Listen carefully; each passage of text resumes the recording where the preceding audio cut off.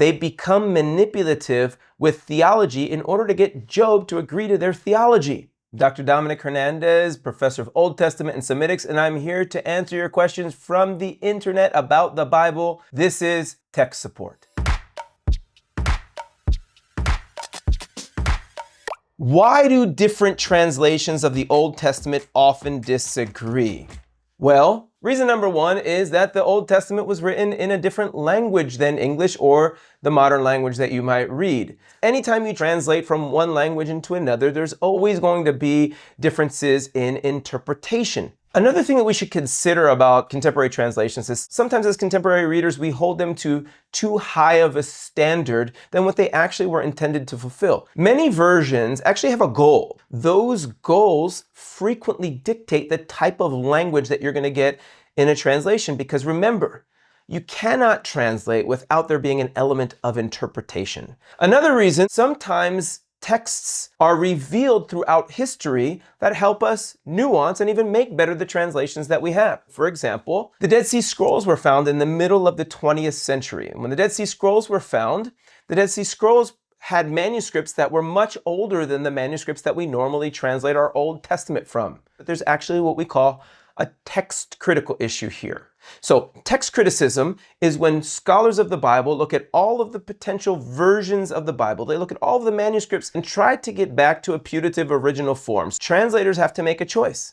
Do we keep the traditional manuscript's rendering, or do we incorporate the older manuscript that has a slightly different reading? Nevertheless, those are just a couple of reasons as to why there are differences in translations in our contemporary versions. Next question is, did God create the world in 6 days? Anyone that believes in the God that the Bible presents would say that God has no problem creating the world like that. The question really is, are the accounts of creation in Genesis 1 and 2 actually depicting material creation in 6 literal days? It seems like modern readers are really concerned about material creation. That God created is important, but is it as important in that text as we make it today? And I would say probably not. And the reason why is because it's not even close to a comprehensive account. It's very stylized. It's pretty important to note that the days line up with one another, and it doesn't even intend to talk about everything. No reader of Genesis 1 and 2 would say the author there is striving to be comprehensive. Could God have created in 6 literal 24-hour days? Yes. Is that what the Genesis account is necessarily saying? Not so sure. But do we understand that the God of Genesis is the same God that created everything by holding Genesis 1 and 2 up in light of what lots of the other scriptures say about that same God? Yes. The next question says, where do we see Satan, capital S, in the Old Testament? We read in Genesis chapter 3 that there is a serpent in the garden that tempts Adam and Eve. They both eat from the fruit, and then there are consequences. The interesting thing about that passage is that the word Satan doesn't show up in that passage. Hold on a second though.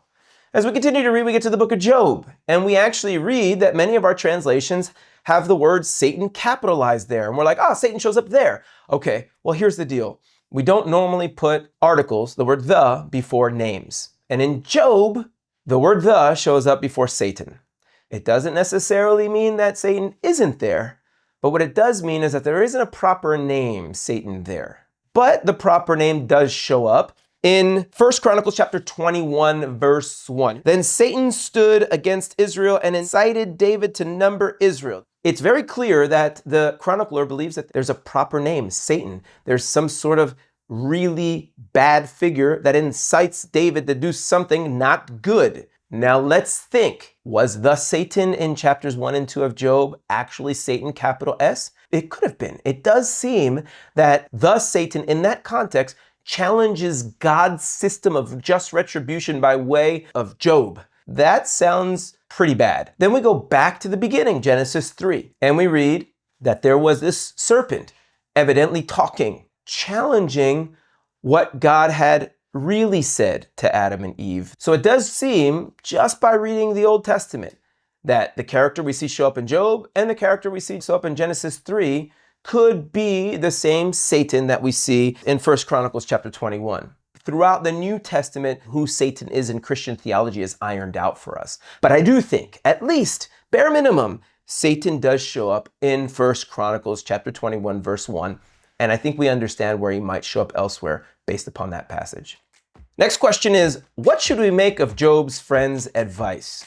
Good question. Seems like Job's friends really want to help him, right? Many of the things that they say to Job sound so right to our ears. Job, wicked people suffer the consequences of their sin. Job, turn back to God and things are going to get better. Is that what's really happening? I don't think so. Here's how we know. Job, when he begins to suffer, he says some really radical things. For example, in chapter 9, Job says that God perverts justice. Well, Job seems to say things that aren't right about God. But remember, Job is a person of integrity. We're told that repeatedly in the prologue, in the first 2 chapters. We're never told that about Job's friends, however. They take language that sounds so right, can we even say so godly, and they use it in a manipulative way to get Job to ascribe to their system of just retribution, to their theology. Job won't have that.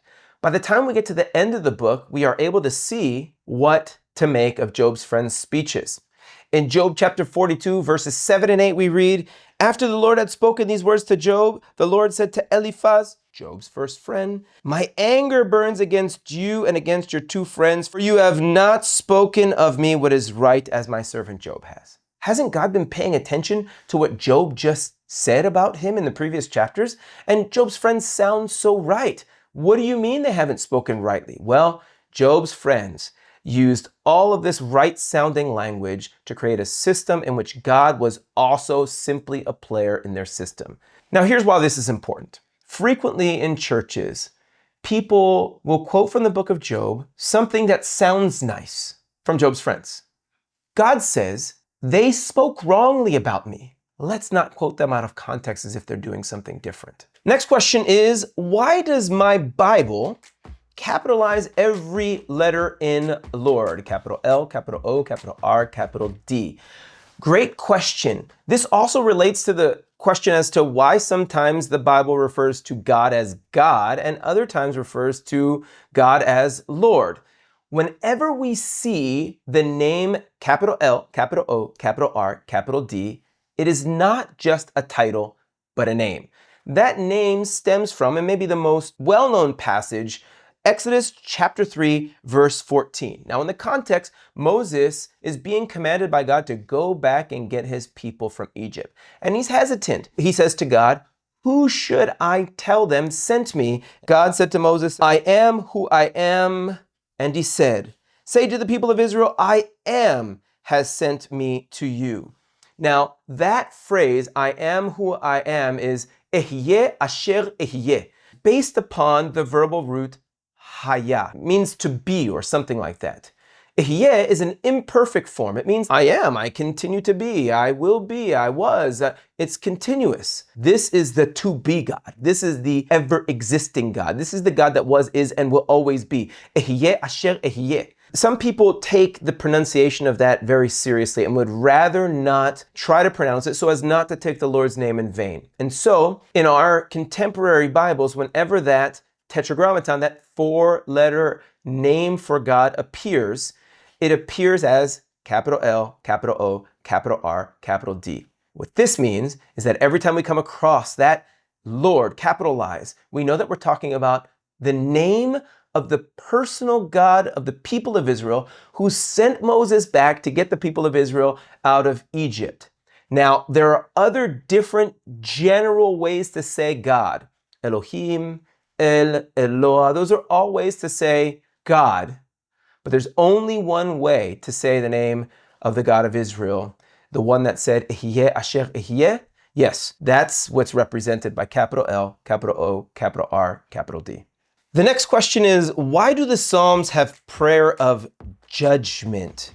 Now, this question seems to relate to what are called imprecatory psalms, that is, verses in the Bible that seem to bring about judgment upon other people perceived to be the enemies of the writers. This is exemplified in, for example, maybe one of the most well-known imprecatory verses, Psalm 137, verse 9, that says, "Blessed shall be he who takes your little ones and dashes them against the rock."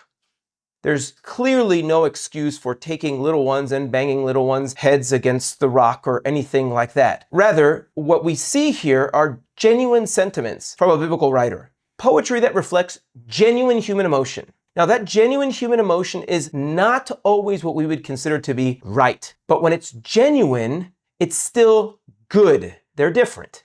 It's always good to be open and honest about what you are feeling in any given moment, at least to yourself. There's an element of self-awareness that we have to have in order to be even good readers of the Bible. We have to admit how we feel about certain things before we can even deal with them. Now, what we feel about things is not always what God would have us feel about things, but rather what we have here is a genuine sentiment of what's depicted as a person, but maybe a group of people that were exiled, that had seen maybe something like this happen to their children, and they're speaking out from a place of integrity. This is what retribution is in our eyes. That doesn't mean we imitate it, unless, of course, we're imitating their honesty. The next question asks, did the Old Testament authors use sources? This is a yes or no question, and the most reasonable response is yes. So when people are asking about whether or not the Bible used sources, they might be actually asking two different things. They might be asking, did the authors that we know of, maybe like a Moses or an Isaiah or the chronicler, use sources to put them together? And it seems reasonable to suggest that they did. Frequently, however, when people ask this question, what they're asking is about source criticism that looks at the historical layers underneath the text that we currently have and posits that there may have been putative other sources. So for example, scholars look at the Torah that we have today, what Christians call the Pentateuch. Some would say that there are at least 4 sources there. J, which frequently use the word Yahweh to refer to God's name. E, which like to use the word Elohim to talk about God. D, the Deuteronomist, which was basically a historian that had his own particular style. And P, a priestly source that wrote about the priestly things and the sacrificial system. Now the question is whether we should accept some of those theories that posit sources that are not congruent with what the Bible says about itself. And the traditional position, and the position that I take, is that we shouldn't. Sources, yes. In congruence with what we currently have, no. Our next question is, why do we talk about God as a man? In the ancient Near East, there were gods and there were goddesses, and the God of Israel is depicted as a god and not a goddess. But you know, the God of Israel is also depicted as a mother sometimes, that is metaphorically, and is also depicted as even, you ready for this? A bird that takes care of chicklings or something like this underneath the bird's wings. So there are different depictions of God, but the biblical authors are consistent in using masculine language for God. It seems that this wasn't totally random, but maybe we're not supposed to think of God as some sort of ultra masculine figure. In fact, God is not masculine like I as a human being am a male. We read in the beginning of the book of Genesis that both men and women are created in the image of God. And so there's something about God that fulfills all of what it is to be masculine and all of what it is to be feminine, since all human beings somehow, some way bear his image. But what is important is the consistency that we see throughout the scriptures of the masculine pronoun being used to talk about the God of Israel. It's important to continue to utilize that language so that we can continue to portray what the biblical writers were portraying by utilizing that language. Our next question here is, what's more important, faith or reason? This question is a false dichotomy. We don't have to choose. Faith isn't the opposite of reason. Faith isn't going, and coming up with something to believe in. Rather, we tend to draw reasonable conclusions that we can't always prove, and that's where the step of faith comes in. For example, I love my mother's good Puerto Rican cooking. If I am in my mother's house and I hear some pots clanking around and I hear her opening and closing the refrigerator and all of a sudden I hear shh, and I smell the oils and it starts to smell like rice and beans, but I'm in another room, it becomes reasonable to suggest that she might be making one of my favorite dishes. I'm putting all of my faculties together and taking that little step that says, you know what, I believe, based upon what I know, that this next step is a reasonable step, you ready, of faith. That seems to be what I think reasonable faith is, particularly reasonable faith in the God of the Bible. We're not going to always know everything, but we can utilize our reason, our ability to observe and work things out to get to the point where we say, you know what, that next step, even if it's of faith, is a very reasonable one. Our next question is, Solomon was a heretic at the end of his life. Yet we have books with his name on them. What are we supposed to do about that? Yes, Solomon is depicted as somewhat of an apostate by the end of his life. And then we have sections of the Bible that bear his name. So let's talk about some of these sections of the Bible that are generally attributed to Solomon. We'll start off with number 1, top of the list, Proverbs. People tend to attribute the entirety of the book of Proverbs to Solomon. But that opinion leaves out very important facts about the book. In Proverbs 25:1, we read that the men of Hezekiah are mentioned. Hezekiah came several hundred years after Solomon. So that means the book had to have been put together after Solomon, like lots after Solomon. And then in chapter 30, we read, these are the words of Agur. Agur is not Solomon. And in chapter 31, we read that these are the words of Lemuel's mother. So it seems we have at least those sections in the book of Proverbs that point to the fact that Proverbs as a book was compiled by someone else that we don't know. Let's pause there, draw some conclusions after we talk about the next one, Ecclesiastes, the book of Kohelet. That word Kohelet comes from the first verse of the book of Ecclesiastes, which says, the words of the preacher, the son of David, king in Jerusalem. People frequently think that this is the son of David, Solomon. Now, David had a lot of sons. Now, there are some areas of the book of Ecclesiastes that maybe make us think that this may have been Solomon, but there are other areas that make us think that this may not have been Solomon. We don't know who the ultimate compiler of Kohelet or Ecclesiastes is, simply because Solomon is never explicitly mentioned. What should we make of Solomon's words showing up in these books? We recognize that God, throughout the scriptures, uses people that are willing and knowing, as well as people that are unwilling and unknowing, in order to be able to communicate his divine truth. At the end of the day, the compiler, the person that put this material together, put it together under the inspiration, we would say, of God's Spirit, in order to teach subsequent readers the messages that God wanted to get across through this, some Solomonic, but probably some not Solomonic material.